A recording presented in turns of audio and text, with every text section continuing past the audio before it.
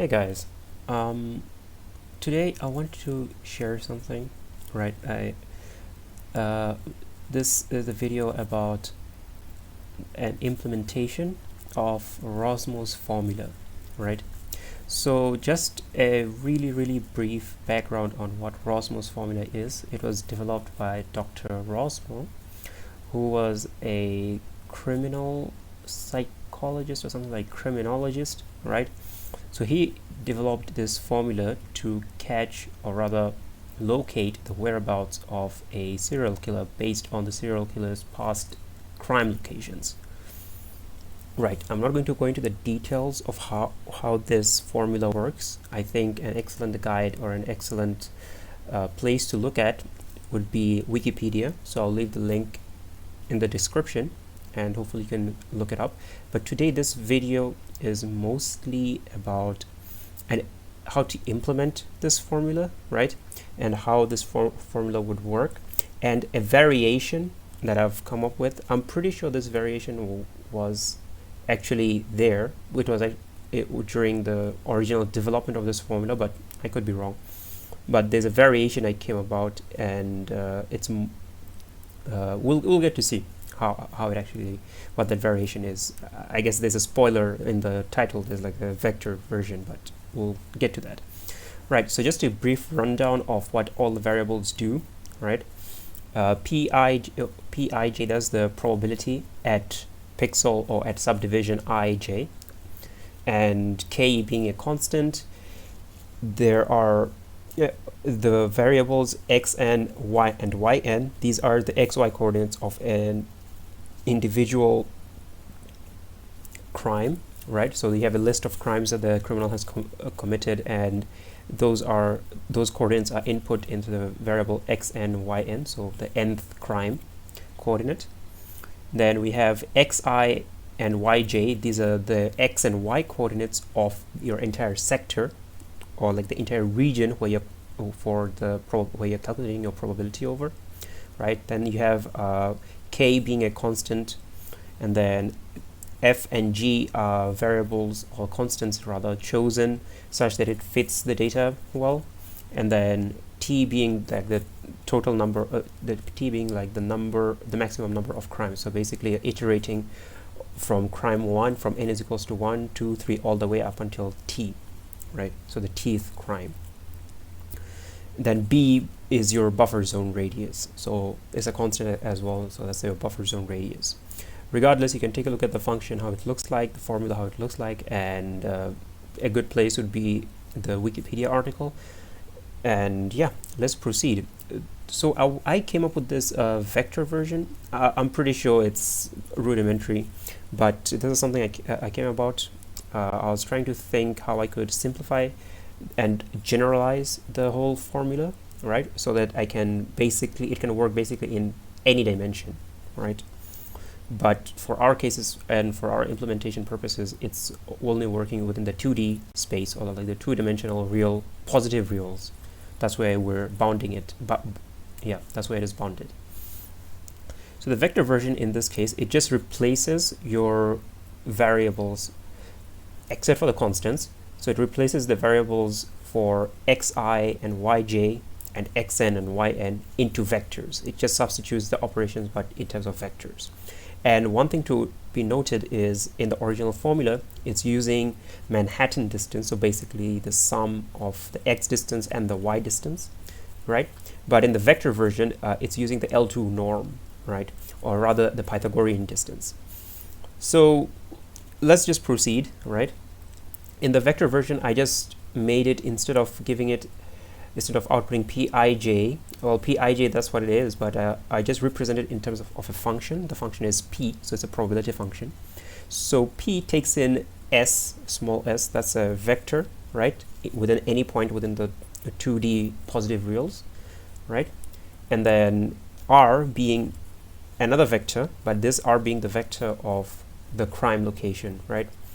So it iterates over all the crime locations, right? You have the vector set C, right? And R is an element of C. So in that way, R is basically it takes the position of every crime within the set C, right? And then small s, the small vector s, is the specific region for which you're calculating the probability for, and big S is like basically the entire space within over which the probabilities are being calculated on, right? So it's the same thing, but instead of them using Manhattan distance, I'm using the L2 norm, or the Pythagorean distance, right? Pythagorean distance is basically that difference of the vectors, but you take the sum of the squares and square root it. So that's the L2 norm. I guess I'll also leave a link in the description on L2 norms, and you can check that out. Right, so regardless, let's go into the implementation of it. So I'm using NumPy and matplotlib. So NumPy is basically for operations, and matplotlib is for plotting the heat maps, because they generate heat maps, right? And PyTorch, I'm just using it for making these computations or calculating this model on a GPU, just to see the performance of CPU versus GPU, because keep in mind NumPy, it only uses CPU to compute the entire space, compute within the entire space. NumPy is CPU only, but using PyTorch we can leverage our GPU if we have it, right? So this is just importing the libraries, right? So we have import NumPy as np, import matplotlib and PyTorch. There I'm getting the device for PyTorch, right? So if you have a GPU, discrete GPU, so in this case that supports CUDA, or you have CUDA or ROCm that's installed, the library. If you're using AMD or Intel, that'll be ROCm, and if you're using NVIDIA, it'll be purely CUDA. But regardless, PyTorch's backend, it detects even ROCm as CUDA, but that's not for this video, right? So getting the device. Then the maximum sector bound, I set the bound to 100. So what does this mean? It means it will generate our sector from 0 to 100. So basically I'll be dealing with a 100 by 100 grid. Yeah, that's what it means. And then here I'm creating the sector, right? Here I'm creating the sector. The sector in this case is a 2D mesh grid, right? So NumPy has this function called mesh grid, right? So this mesh grid generates a space, basically a grid. Well, as it says, a mesh grid. In this case, ours is we're dealing with a two-dimensional operation, so it generates a 2D mesh grid or a 2D grid, right? Each range, the x and the y being ranging from 0 to 100. So basically that 100 by 100 grid, right? Then we come up to the simple functional model, right? This is like a really rough model. It's not something that you usually implement on the go, but it's meant to be more of something you can read or understand the steps taken to come up with those probability, or how that function actually works, right? So here I'll be initializing the constants, right? We have the buffer zone radius constant. I set it as 5.0. Then F, G, and K, they're also set accordingly. Keep in mind, K is a constant, right? That's meant to normalize your values, or rather your output, to, well, a maximum of 1. So that because we're dealing with probabilities, right?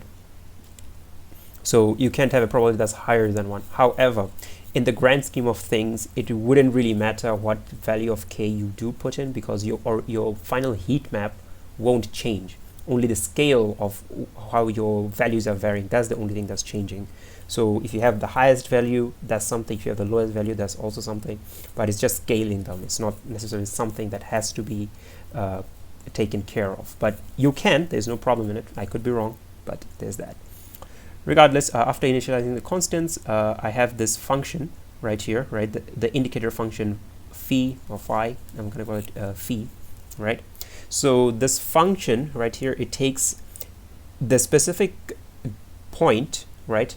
S, which is a single point within our entire space, our 2D grid, a single point within the entire 2D grid, and it takes the value r being a single coordinate for the crime, right?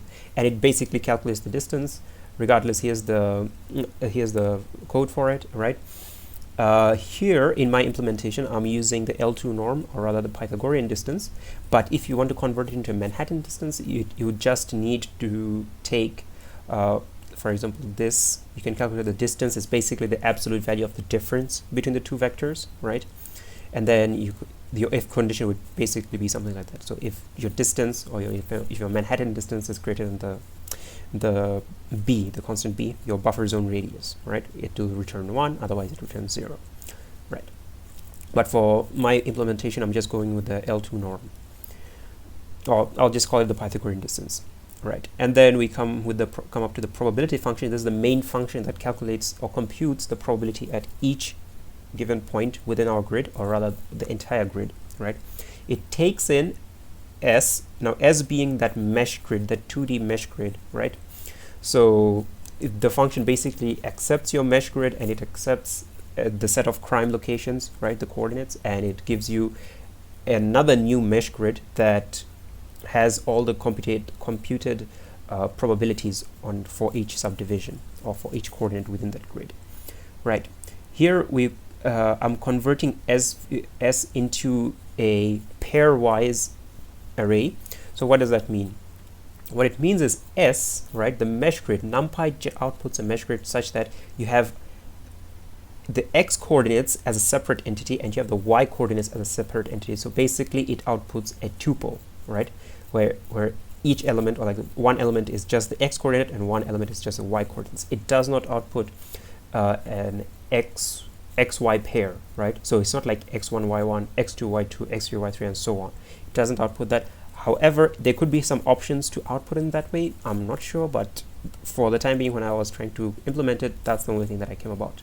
So the np.stack, it basically converts that entire mesh grid into pairwise coordinates, right?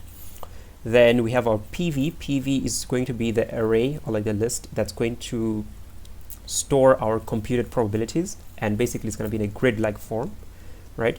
So here in the for loop, in the first for loop, we're basically taking a row, right? Now keep in mind, since it's pairwise coordinates, so it's going to be, we're going to take the first row, and then within that row we're going to take a specific coordinate.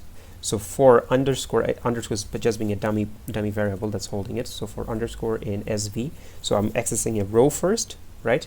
Then within that row I'm accessing S being that single coordinate. So for underscore in SV, then for S in underscore, so basically for the row in SV, then for the coordinate in that row. Now I'm going to calculate that probability. Now keep in mind, if you take a look at the formula, right, it takes the probabilities, or rather it takes the values, okay, computed for all the crime locations, and it sums them up, right?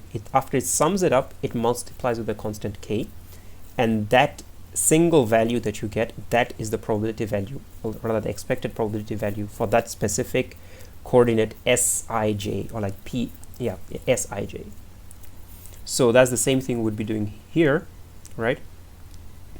We have our probability sum, right? So that's going to calculate the cumulative probability, or like the cumulative value in this case. I think the code will be self-explanatory, right? So R being in C, so for R being a single coordinate within the coordinates of the crime location, right? So sorry, a single pair of a single coordinate as like a single xy value, so your xn yn from the first formula, right? So then we have the first term, right? We calculate the first term, that's the one part of the sum, and then the second term, the other part of the sum. This is just your implementations, right? So you're just here, I'm calculating that phi value, right, or that phi value, dividing it by the power, right? So in this case, there's that norm, the L2 norm, like the Pythagorean distance, and raising it to f. By the way, you can use NumPy, is something really powerful if you're doing works in simulation and all of that, right?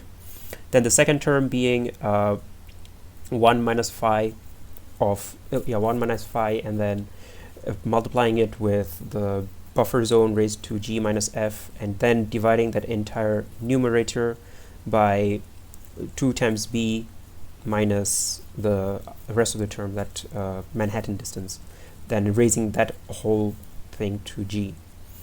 Basically, it's just the implementation of the formula, right? So then we just do the cumulative probability of all the of all the crime locations, based on all the crime locations, right? Multiply that single value with k. Remember, k is that constant that scales it, right? And then we store that in that row, right? So that's that for that specific coordinate Sij, that's the probability, right? So for that specific coordinate within that specific row, that's the probability, and we store that probability in our row variable. Then we just append that row to our entire array. Pretty self-explanatory. Then at the end, we're just returning this PV, basically that entire 2D grid, right? So that 2D grid of probabilities, right? Now here we're just setting the coordinates of the crime locations, right? So I have my R1 as 55, coordinate 55, R2 is 2010, and R3 is 3570, right? So these are just the crime coordinates. I've put them in as NumPy arrays, but you don't have to do it all the time. You can put it into a NumPy array. It's just gonna be simpler for the simpler as in for the computer to compute it, because it recognizes it's the same data type. But otherwise, don't worry about it. You can just have a list or even a tuple in that case. You can set it as a tuple as well. Now C being that set, remember that set of the crimes, so the set of the crime coordinates R1, R2, and R3, right? Then we're just calculating the probability over our vector space, or in this case our space, our mesh grid S. So P being that function, the probability function, right? It is taking in the mesh grid S, and it's also taking in the set of crime coordinates C, and it's whatever that mesh grid is, I'm just storing it in the Z variable, the Z variable, right? And after my computations, I'm just plotting it as a heat map. So plt.color mesh, p color mesh, that's something that's quite useful to output a color map. A heat map. So like I said, S, or like the mesh grid, right? It just outputs a tuple of X coordinates as separate entities and Y coordinates as separate entities. That's why here I've basically separated X and Y, or rather XV and YV being the separate entities, or like the separate coordinates, and our heat maps will just matplotlib in this case will just take in those X coordinates separate, Y coordinates separate, and the Z coordinates, or rather in this case our probability values, what we're planning to plot, right? So if we just run this, right, we get our heat map. So don't worry about this warning. This warning is mostly about, well, as you can see, there are some white dots here, right? These white dots are places where it could not compute, rather the value was so small, right, that it's basically returned not a number. And it could also be like the reverse, as in it could be too large and it will also return not a number. So matplotlib doesn't know how to handle that. Obviously you can put in contingencies in place within the code and they'll do it accordingly, but regardless, our main focus here is to look at the heat map that's generated. So as you can see, these centers, right, these circles, the center of the circles is also white, but again is because that not a number, or like the computation was very, it outputted really small values, right? Something it couldn't use. But regardless, the centers of the circles, right, these are your crime coordinates, and then the region, right, from the center within that circle, right, that bluish greenish region, that's your buffer zone, right? So in this case, we have set our buffer zone radius as 5 units, right? As 5 units here. So if you just zoom in within that plot, you will see that it's actually 5 pixels within all directions. So 5 pixels up, down, left, right, and even within the diagonals. But well, this is a norm. But keep in mind, this is using an L2 norm, the L2 norm for calculating the distance. So in this case, well, that's basically the Pythagorean distance, right? The shortest distance.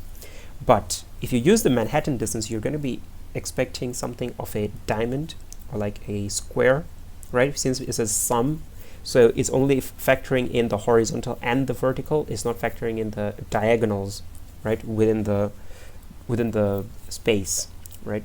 Regardless, heat map is a heat map, right? So you see where there are the highest values. Those are the places where most likely the crime or like the criminal could live, right? That's the most probable locations. And anywhere else, I mean, it's self-explanatory, where the values are quite low, not expected to live within those places. Right, now when you're doing tasks in simulation, you should always try to convert them into classes, right? A problem should be created in terms of a class so that you can run multiple experiments, right? Multiple experiments with multiple variables and multiple parameters, right? And each of your experiments will have their associated variables. You don't have to rewrite the code all the time, or you don't have to just run that single code by changing the variables all the time, things like that. It's always nice to have converted into class. Well, I find it handy at least, right? So is the same code as above, but just converted in the form of a class. But the way I've organized this class, right, is such that an object of this class is specified or specific to a certain criminal, right?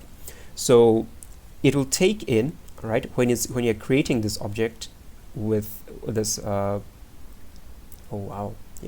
you're creating this object, right, it'll take in a criminal's past crime locations C, right, and it will instantiate or initialize an object, create an object based on those crime coordinates C, right? So a set of crime coordinates is only specific to a certain criminal, right?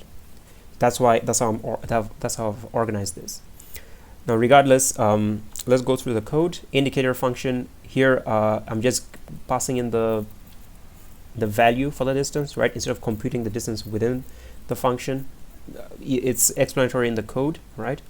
Then in the simulate function, so this simulate function basically just calculates the probability and plots the grid, right? So it takes in our vector space, the 2D mesh grid, right? S, then all the other parameters, B, buffer zone, F, G, some constants, K, and then the algorithm. So in this algorithm, I just call it an algorithm, but honestly it's just a distance type. Either you can use a Manhattan distance or the Pythagorean, like the L2 norm, right? So after I get that mesh grid S, I convert it into that pairwise coordinates, right? So, it's going to be a 2D array now, and it's going to make pairs for each of those coordinates, for each of those separate entities X and Y, right? From the mesh grid. And then I also have that PV being that array, and I think the rest is simple. Now that's that contingency I was talking about. You could put some contingency and some codes in place to take care of it. By the way, it's a bug in NumPy, right? I don't even know if I can actually call it a bug. I don't know. It could be a feature function, feature that when NumPy is trying to deal with negative numbers, right, and raising them to some powers, negative powers or even just positive powers, or rather fractional powers, that's the keyword, it really can't compute. That's why it outputs those not a numbers. That's why we ended up with if you can see those white dots, because it got in some negative values and it raised it to some fractional powers, so it was expecting a few maybe complex numbers, not complex numbers, it didn't know, right? So regardless, it's the same sort of loop, right? It iterates over the row, and then it gets a coordinate from the row, calculates the probability, the cumulative probability, right? But in this case, I just put that case as a switch statement in Python, but it's a match statement in Python, but switch case in your other programming languages, right? So the Manhattan distance in this case basically is your absolute value between the vectors or between those coordinates. So this S0 is basically your xi, R0 is that xn, right? And S1 is your yj, and R1 is your yn. That's the thing. But for norm, as in the L2 norm, Pythagorean distance, you can just use NumPy's norm function from the linear algorithm, or is it linear algebra module. So that's the norm. So depending on which one you specify, it'll calculate either Manhattan or the norm, right? And then this is basically, I've broken down the operations into some numerator, denominator, so that you can actually take a look at how it's doing it, right? So the numerator on top, like for the first term, is that phi, or like that phi function, right? Then the denominator is those. This is where I've also accounted for that. This is one way to solve that or get around that issue, right? So instead of directly putting in the raw number the negative number and raising it to a fractional power. Right, like I said, this is specific only to NumPy as of now, right? So I'm just getting that sign for the distance. So if it's a negative, it'll just get that sign, multiply that sign with the absolute value. So at the end of the day, it's just the same. It's just the same number, and then that value is just raised to the power, right? So that's the one way to get around that negative numbers being raised to fractional powers. And then I just added an epsilon for good measure. So for example, if we end up with a very, very small number, we won't, but suppose we do, we can just add an epsilon. So our denominator is not 0 always. So if we have that epsilon in place, it's good that if it, even suppose after all of this calculation, right, it's infinite, it goes to a really, really small number. If we just add the epsilon, at least the denominator isn't 0, so we don't have a division by 0 error. So that's just to account for that. So then this is the second term's numerator, then the denominator, right? This expression itself, right, I think it was too big. Yeah, I just like to think of it as too big. That's why I just separated it. But regardless, then we have our first term, right? We divide numerator by numerator 1 by denominator 1. And then we just calculate the cumulative probability of the first term and the second term over all the crime locations, right? Multiply with k, the constant, and then do the same thing, right? Now keep in mind, this is the class, right? Now we have to create an object from that class, right? So in this problem, I've set the city bound to 60, so we're going to end up with 0 to 60 on both axes, right? So we have a 60 by 60 grid, technically, or rather off somewhat, right? I know it could be 61 by 61, but yeah, we have a 60 by 60 grid, or at least I'd love to think so, right? And then I just created those, how many divisions we want. So in this case, I'm using NumPy's linspace. This is our mesh grid. I call it the city. So the mesh grid, that's 60 with this bound 60, 60, right? Now this is the criminal one, or rather it should be called something like crime site 1 or something. Regardless, our case 1 is with the criminal one, so we create an object of the Rossmo class, right? That, remember, Rossmo class, it creates an object of a specific criminal. So this criminal is criminal 1 in our case, with the first case being, and then that's criminal, and with that case we just simulate the entire thing. These are some variables the value of the variables I've taken from a blog I've read about. So if you just simulate it, right, we get these diamonds. Now why do we get these diamonds? Remember, I've specified that it uses the Manhattan distance, and that's why you get those, like I said, those square, like those quadrilaterals that you get. And these stars, in this case, these stars are the locations of the crime coordinates. Well, they're the crime coordinates, right? So red, I've just set the color to the way I'd like it. Red meaning high probability, blue meaning low probability. Even the scale is there for reference. So red probability being the area where it's most likely that the criminal is actually residing, right?